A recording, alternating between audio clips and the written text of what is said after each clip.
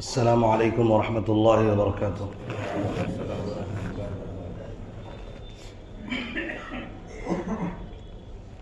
الحمد للہ نحمده ونستعینه ونستغفره ونؤمن به ونتوکل علیہ ونعوذ باللہ من شرور انفسنا ومن سیئات اعمالنا، من يهده الله فلا مضل له ومن يضلله فلا هادي له، ونشهد أن لا إله إلا الله وحده لا شريك له، ونشهد أن سيدنا ومولانا محمدا عبده ورسوله، اللهم صل على سيدنا محمد وبارك وسلم. أما بعد فأعوذ بالله من الشيطان الرجيم، بسم الله الرحمن الرحيم. قد أفلح من تزكى وذكر اسم ربه فصلى، بل تؤثرون الحياة الدنيا والآخرة خير وأبقى. صدق الله العظيم.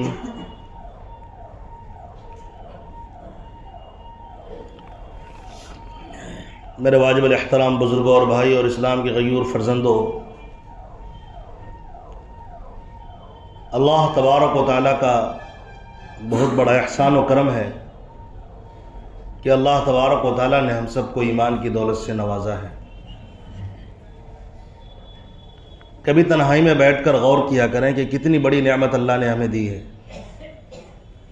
ابھی ہم لوگ جو جمع ہوئے ہیں یہ ایمان کی وجہ سے ہی جمع ہوا ہے. ہم لوگوں کا یہاں جمع ہونا یہ ایمان کے تقاضے سے ہے کہ آج ہمارے ایمان کا تقاضا یہ ہے کہ ہم اپنے رب کی عبادت کریں. اسی ایمان نے ہمیں ہر کام کو ایک طرف رکھ کر، ہر کام چھڑوا کر، ہر تقاضے کو ادھر ادھر کر کر ہمیں یہاں جمع کیا ہے مسجد کے اندر. اللہ کے گھر میں ہم لوگ جمع ہیں. یہ کتنی بڑی نعمت ہے. کبھی تنہائی میں بیٹھ کر یہ سوچیں، ہماری طرح تو اور بھی انسان ہیں، لیکن افسوس کہ ان کی تعداد زیادہ ہے، لیکن اللہ کی قسم وہ مریں گے تو سیدھا جہنم میں پہنچیں گے، چونکہ وہ بے ایمان ہیں، ان کے پاس ایمان کی دولت نہیں ہے. آپ اگر غور کریں گے تو آپ کی آنکھوں سے آنسو جاری ہو جائے گا کہ اللہ تعالیٰ نے بغیر مانگے کتنا بڑا تحفہ ہمیں دیا ہے کہ ہم اس ایمان کو بچا کر آخرت کی منزلوں میں کامیاب ہو سکتے ہیں، قبر میں کامیاب ہو سکتے ہیں. جب آدمی مر جاتا ہے تو اس کے آخرت کا سفر شروع ہو جاتا ہے. دنیا کی زندگی مختصر ہے، آخرت کی زندگی بہت لمبی ہے، بلکہ ہمیشہ کی زندگی ہے. لیکن معاملہ یہ ہے کہ ہم دنیا کی زندگی کے لیے رات دن کوشش کرتے ہیں اور آخرت کے لیے صرف جمعے کے دن کوشش کرتے ہیں. جمعے کے دن نماز پڑھنے آ جاتے ہیں. کبھی یہ غور کیا کریں کہ کیا اس طرح کرنے سے، سستی کاہلی کرنے سے یہ ہمارا ایمان بچ پائے گا؟ کیا ہم اس ایمان کے تقاضے پر عمل کیے بغیر جب ہم دنیا سے رخصت ہوں گے، جہاں سے ایک لمبی زندگی شروع ہونی ہے اور اس کے بعد وہ زندگی ختم نہیں ہونے والی زندگی ہے، وہ بندہ جو مرتا ہے وہ آخرت کے مناظر دیکھتے ہوئے مرتا ہے. اس لیے آپ دیکھیں گے کہ دنیا میں جو بھی مرتا ہے یا مرتی ہے کوئی بندہ یا بندی، تو اس کی آنکھیں کھلی رہ جاتی ہیں. اس کی آنکھیں کھلنے کی ایک وجہ یہ بھی بتائی جاتی ہے کہ آخرت کے مناظر اس کے سامنے ہوتے اور حیرانی اور پریشانی کے ساتھ اس منظر کو وہ دیکھ رہے ہوتے ہیں اور وہ دنیا سے جا رہے ہوتے ہیں. اس لیے اس کی آنکھیں کھلی رہ جاتی ہیں. ہم رات دن دنیا کی فکر صرف اس لیے کرتے ہیں کہ چین کی اور سکون کی زندگی گزار سکیں، چین کا لقمہ ہمیں مل جائے، ایک اچھا سا گھر ہمیں مل جائے، ہمارے بیوی بچے سکون کی زندگی گزار سکیں، جبکہ ہمیں یہ بھی معلوم ہے ہم کتنا بھی چاہ لیں کہ سکون کی زندگی گزار لیں، لیکن ہمیشہ کا سکون کسی کو نہیں ملتا ہے۔ کچھ نہ کچھ کسی بھی حال میں، چاہے سارے آسائش اور آرام کی چیزیں ہوں، تو بھی کوئی نہ کوئی تکلیف، دلی تکلیف ہو یا جسمانی تکلیف اس بندے کو پہنچتی رہتی ہے۔ دنیا اسی کا نام ہے۔ دنیا کے اندر آدمی جنت کی طرح زندگی نہیں گزار سکتا۔ اگر دنیا ہی کے اندر جنت کی طرح زندگی گزار سکتا تو پھر اللہ تبارک و تعالیٰ جنت کیوں پیدا کرتا؟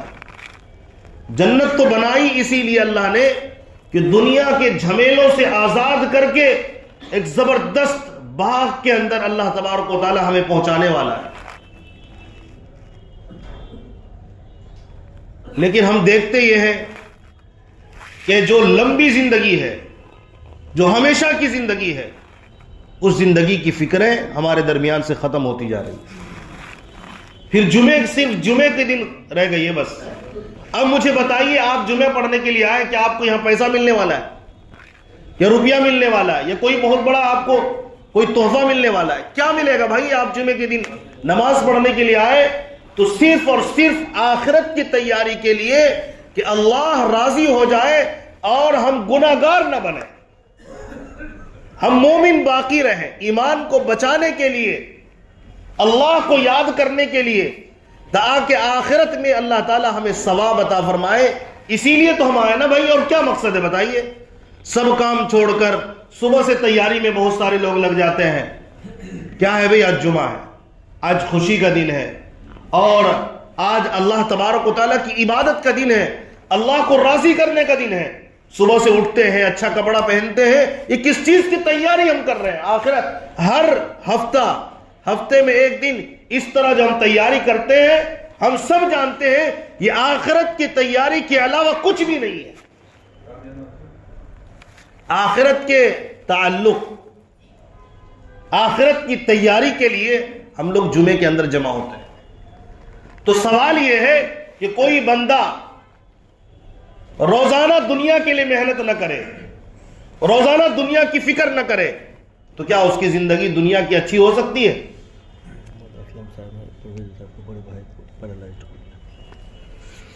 تو غور کرنے کی ضرورت ہے کہ دنیا کی زندگی جو غیر محدود نہیں بلکہ محدود زندگی ہے، اور اس کا بھی کچھ پتہ نہیں ہے، اس کے لیے ہم لوگ رات دن کیا کیا نہیں کرتے ہیں، ذرا غور کریں آپ۔ صبح سے اٹھتے ہیں، بس ایک ہی فکر ہے مال کہاں سے آ جائے، بس ایک ہی فکر ہے کھانا بہترین کیسے مل جائے، بس ایک ہی فکر ہے میرے بچے کیسے کامیاب ہو جائے۔ کہاں کی کامیابی ہے بھائی؟ دنیا کی کامیابی۔ میرا بچہ اٹھا کہ نہیں اٹھا، پڑھنے کے لیے جائے گا کہ نہیں جائے گا اسکول اور کالج؟ یہ اسکول اور کالج میں تو آخرت کی تیاری اللہ کی قسم نہیں کرائی جاتی، پھر کیوں بھیج رہے ہیں؟ دنیا کے لیے۔ پھر ماہانہ فیس آپ بھرتے ہیں خون پسینہ ایک کر کے کما کر، اور اس کی نگرانی کرتے ہیں، رات دن دنیا کی ٹینشن اور فکر، صرف اس چند روزہ زندگی کے لیے ہم نے اپنی زندگی کو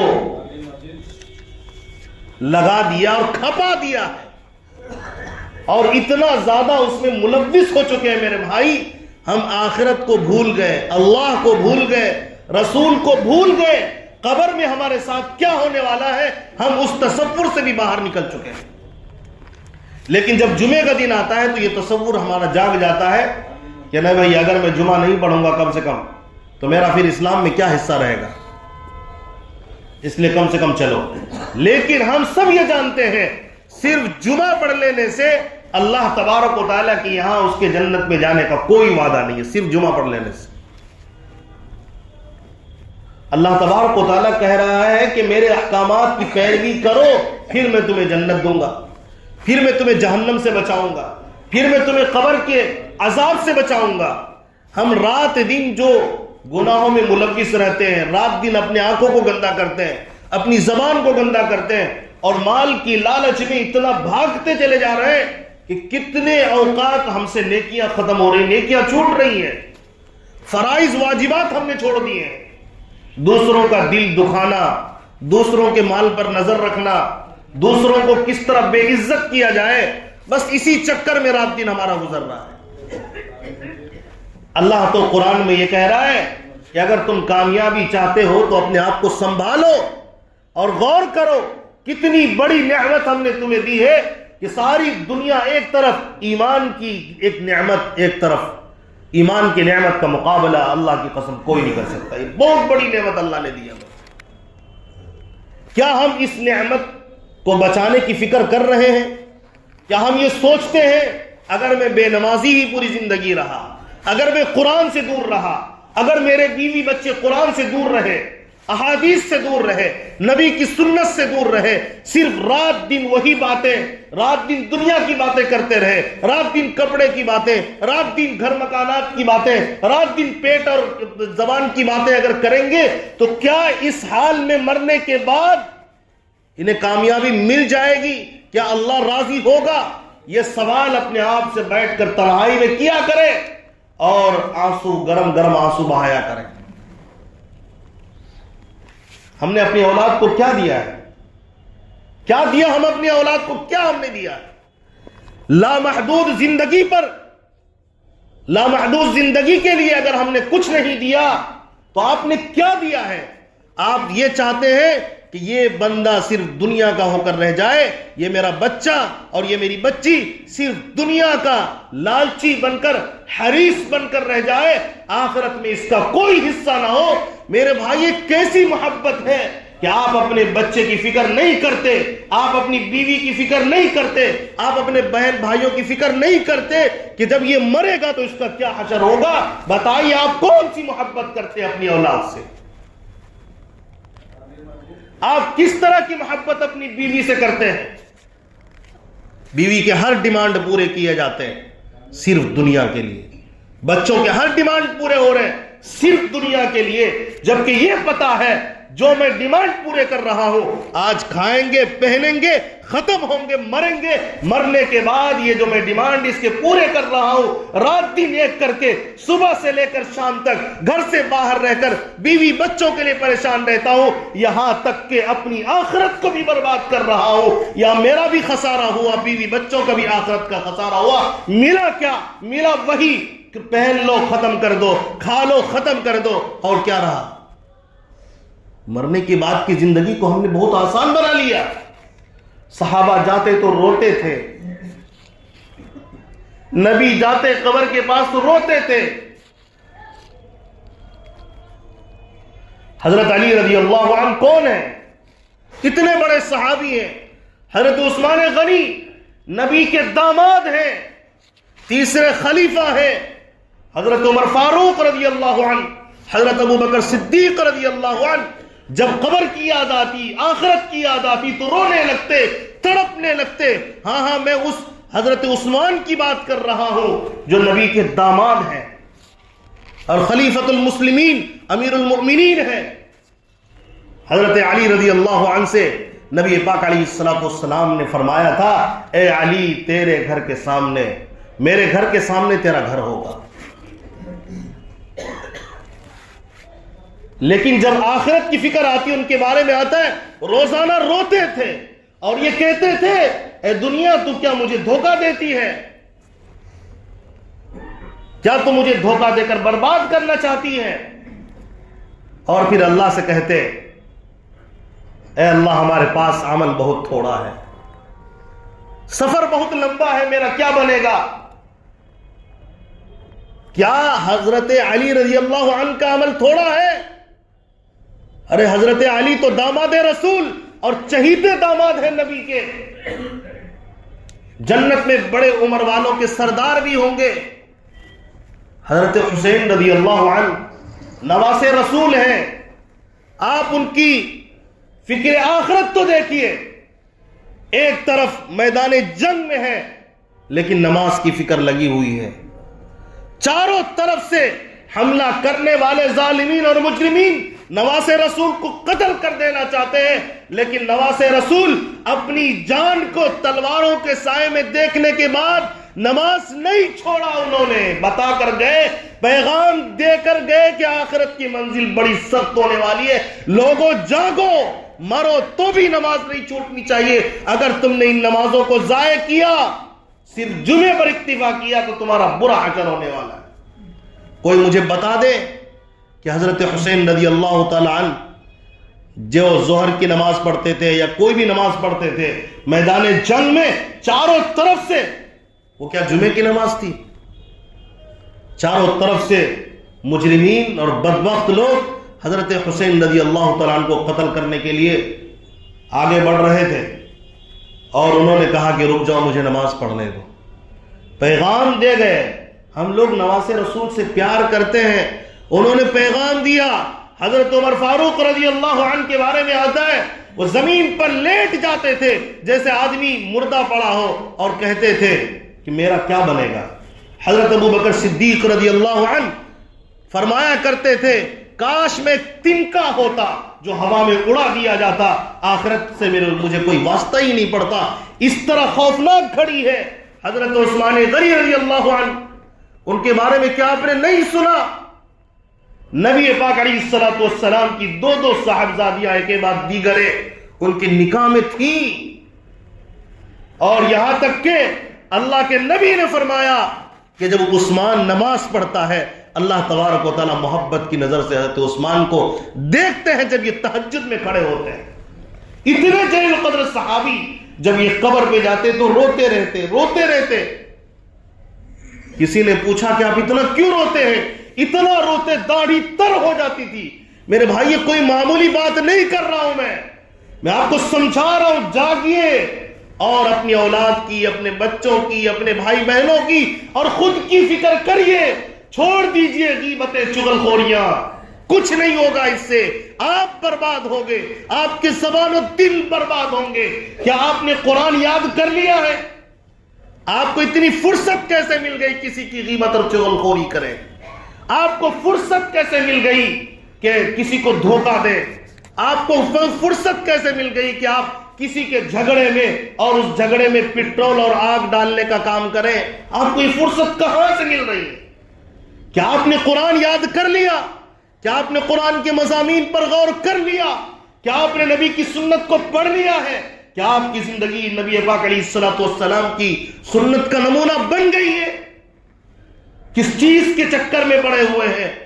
اللہ قرآن میں کہتا ہے یا ایھا الذین آمنوا علیکم انفسکم لا یضرکم من ضل اذا اہتدیتم. اے لوگو, اے ایمان والو, اے مجھے ماننے والو, اپنے آپ کو سنبھالو.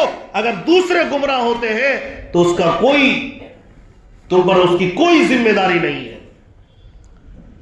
لیکن اپنے آپ کو سنبھالو, ذمہ داری نہیں کا مطلب یہ نہیں ہے یعنی آپ کو تو کوشش کرنی ہے دوسرے کے اصلاح کی, یہ تو آپ نے کرنی ہے, یہ تو حکم ہے آپ کے ساتھ بھی. جس طرح نماز پڑھنا فرض ہے اور واجب ہے, اسی طرح کسی کو نیک ہدایت کی طرف لانا, برائی سے روکنا یہ بھی واجب ہے, یہ بھی آپ کو کرنا ہے. تبھی آپ اپنی ذمہ داری پوری کر پائیں گے. یہ تو کرنا ہے, لیکن اس کے باوجود اگر وہ ہدایت پر نہیں آتے تو اس کے بارے میں اللہ آپ سے نہیں پوچھے گا. ہاں, جب آپ اس کی فکر بھی نہیں کریں گے تب اللہ پوچھے گا. ہمیں دو کام کرنا ہے. کتنے کام کرنا ہے بتائیے؟ ایک اپنی اصلاح کرنی ہے اور دوسروں کے اصلاح کی فکر کرنی ہے. اپنی اصلاح کرنا ہے, دوسروں کے اصلاح کی فکر کرنی ہے. یہ نہیں کہ اپنی اصلاح چھوڑ دیے, اپنی تو فکر تک نہیں کر رہے ہیں اور دوسرے کے بارے میں غور کرتے ہیں کہ وہ سدھر جائے, وہ اس کی اصلاح ہو جائے. فکر نہیں, بلکہ وہ اس کو اصلاح پر دیکھنا چاہتے ہیں. اگر اس کی اصلاح نہیں ہوتی ہے تو پھر جھگڑتے, لڑائی کرتے اور زبردستی چاہتے ہیں کہ اس کو کسی بھی طرح سے اس کی اصلاح ہو جائے. اسی کے چکر میں حیران و شزدر ہے اور حیران و پریشان ہے اور اپنے آپ کو بھول چکے ہیں. دو ذمہ داری اللہ نے ہم پہ ڈالی ہے, ایک اپنی اصلاح کرنا, دوسرے کی اصلاح کی فکر کرنا. آج ہم دیکھتے دونوں میں زیرو ہو چکے ہیں. صرف جمعے کی نماز پڑھ کے سوچتے ہیں بس قبر میں ہمارے لیے جنت کا بستر بچھا ہوا ہے, مریں گے تو جنت کے بستر پر جا کے سو جائیں گے. حضرت عثمان رضی اللہ عنہ اتنے جلیل القدر صحابی ہیں, صحابی کے لیے تو اللہ نے قرآن میں پہلے ہی کہہ دیا رضی اللہ عنہ ورضوا عنہ, اللہ ان سے راضی ہو چکا ہے. اس کے بعد بھی وہ روتے ہیں قبر کے پاس جا کر, آخرت کی فکر ہے. तड़प है, तलब है। वो जानते हैं नबी पाक अलैहिस्सलातु वस्सलाम ने ये भी फरमाया कि अगर ईमान की हालत से जाओगे तो ही कामयाबी मिलेगी। ईमान की हालत में जाना, दुनिया से जाना कब पता लगेगा? जब आदमी मरते वक्त ईमान की हालत में जाए तब पता लगेगा। उससे पहले तो हर एक पर जिम्मेदारी है कि वो अपने बारे में गौर करे, रात दिन गौर करे। क्या आपने अपने बच्चों को दीनी तालीम की फिक्र की? क्या आपने उनको अल्लाह तबारक व तआला के बारे में अकीदा सिखाया, रसूल के बारे में अकीदा सिखाया? क्या आपके बीवी बच्चे नमाज पढ़ रहे हैं, कुरान की तिलावत कर रहे हैं, सुन्नत पर चल रहे हैं? क्या वो बच्चियां और इसी तरह आपकी औरतें पर्दे के साथ जिंदगी गुजारती है?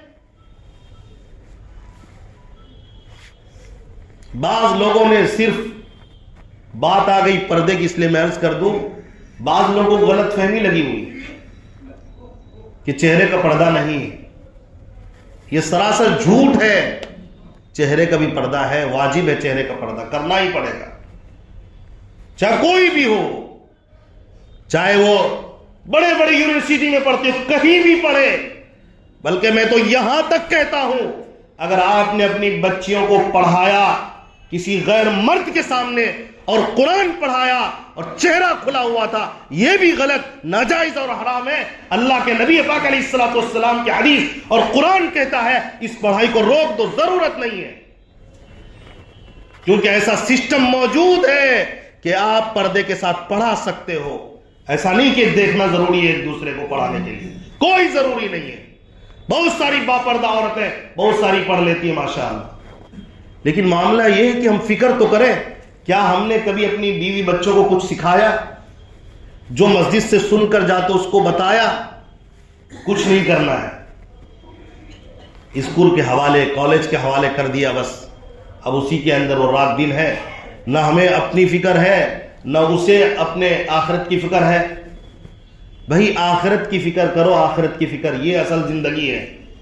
जिंदगी अगर बेहतर बनाना चाहते हैं तो आखिरत की फिक्र है। इसीलिए अल्लाह तबारक व तआला ने कुरान में कहा क़द अफ़लह मन तज़क्का, जिसने अपने नफ्स को पाक कर लिया वो कामयाब हो गया। नफ्स के अंदर तो रात दिन एक ही काम लगा हुआ है, रात दिन एक ही काम लगा हुआ है नफ्स के अंदर कि दुनिया कैसे बन जाए, कैसे में बेहतरीन बेहतरीन खाना खा लो। रात दिन एक ही बात है, रात दिन कपड़े, रात दिन खाना, रात दिन चावल, रात दिन दाल और रोटी और पुलाव और बिरयानी। रात दिन एक ही, मतलब एक ही काम रह गया बस, और कुछ नहीं। कैसे घर अच्छा हो जाए और कुछ रह गया आपके पास? आप ईमान वाले, आप मस्जिद में आए, अल्लाह के घर में क्यों आए? यहां तो कोई खाना नहीं मिल रहा, यहां कोई कपड़ा नहीं मिल रहा। आप जिस तरह जुमे को आए हो मेरे भाई, सिर्फ जुमे से काम नहीं चलेगा। नबी पाक अलैहिस्सलातु वस्सलाम ने एक मर्तबा किसी के सवाल पर, जब सवाल सहाबी ने किया कि एक बंदा रात भर नफिल पढ़ता है और लेकिन जुमा और जमात में शरीक नहीं होता, नबी पाक अलैहिस्सलातु वस्सलाम ने फरमाया कि जहन्नम में जाएगा। जमात छोड़ने की बात की गई है, जमात छोड़ने की बात है, नमाज छोड़ने की नहीं। जमात छोड़ा तो भी जहन्नम में जाएगा। इसलिए मेरे भाई अपने आखिरत की फिक्र करने की जरूरत है। आखिरत की फिक्र क्या है? सोचेंगे तो ना आखिरत की फिक्र होगी। नबी और अल्लाह की मोहब्बत दिल के अंदर बसाइए और जो अल्लाह का हुक्म है, जो रसूल का हुक्म है वो खुद भी करिए, दूसरों को भी तैयार करिए। आज ही से इरादा करिए, इंशाअल्लाह रोजाना कुछ ना कुछ दीन की तालीमात से हम अपने बच्चों को, अपनी बच्चियों को, अपने घर वालों को वाबस्ता करेंगे इंशाअल्लाह। रोजाना कुछ ना कुछ तालीम, दीनी किताब हमारे घर के अंदर पढ़ी जानी चाहिए। अल्लाह ताला हमें अमल की तौफीक नसीब फरमाए। मोहम्मद असलम साहब बीमार है, दुआ कर दे अल्लाह ताला सेहत नसीब फरमाए।